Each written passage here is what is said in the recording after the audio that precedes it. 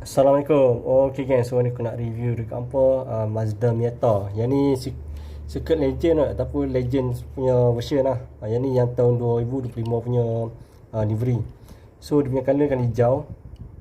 Okay, tayar dia macam ni. Nampak macam tayar getah kan, tapi yang ni bukan tayar getah, yang ni tayar plastik. Base plastik. Yang ni mainline punya kereta Mazda Miata FX5 Malaysia. So atas plastik lah, dia bukan bumbung besi. Dia tak macam ni. Yang ni bumbung besi kan. Tapi untuk Mazda Miata ni dia punya bumbung plastik. Detail dalam macam tu. Still okey lah, cantik. Cuma tak ada detail sangat lah untuk auto ni. Tapi belakang lampu ada. Tapi livery tulisan Jepun.